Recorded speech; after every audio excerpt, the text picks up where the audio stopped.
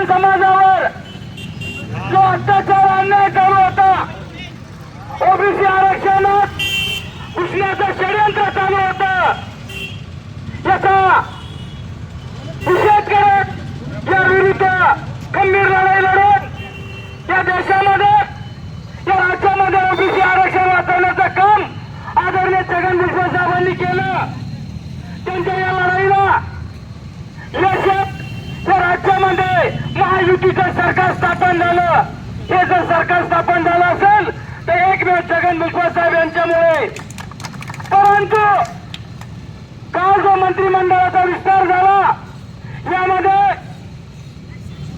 भाजप असेल, शिवसेना असेल आणि राष्ट्रवादी असेल यांच्या मंत्र्यांनी शपथविधी त्या ठिकाणी संपन्न झाला. परंतु अजितदादा पवार राष्ट्रवादी काँग्रेस पक्षाचे राष्ट्रीय नेते यांनी छगन भुजबळ साहेब यांना डावलण्याचं काम त्या ठिकाणी केलं. याचा निषेध मातृत्व शिंदेकर राजाच्या वतीने या ठिकाणी ओबीसी बांधव बहुजन बांधवच्या वतीने करण्यात येतो. सत्तेत आणण्याचं काम छगन भुजबळ साहेबांनी केलं आणि सत्तेतून भुजबळ साहेबांना काढण्याचं काम अजितदादा पवार यांनी केलं. याचा आम्ही जाहीर निषेध करतो.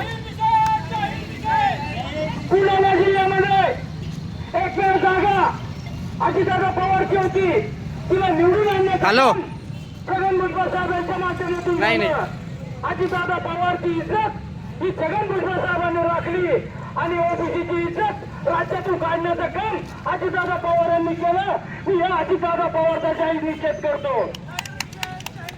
मागच्या काळात ते म्हणलं होते मी का धर्मात नव्हतो का, पण आज ओबीसीवर मुतण्याचं काम अजितदादा पवार यांनी केलं. मी आता जाहीर निषेध या ठिकाणी करतो. जाहीर निषेध, जाहीर निषेध. भुजबळ साहब तुम आगे बढ़ो, भुजबळ साहब तुम आगे बढ़ो. यानंतर त्याच्या निषेधात शहर बंद आयोजन करण्यात आलं आहे. तसेच लोकनेते छगनरावजी भुजबळ साहेब यांना काल मंत्रिपद त्या ठिकाणी डावललं गेलं. याच्या निषेधात जोपर्यंत भुजबळ साहेबांना त्यांचा मान सन्मान हे सरकार करत नाही तोपर्यंत हे आंदोलन असं सुरूच राहणार आहे. भुजबळ साहेब तुम आगे बढ़ो.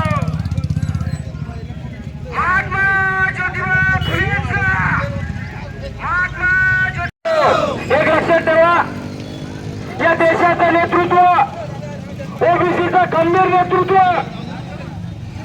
आदरणीय छगन भुजबळ साहेब यांनी मागच्या 2.5 ते 3 वर्षापासून या राज्यामध्ये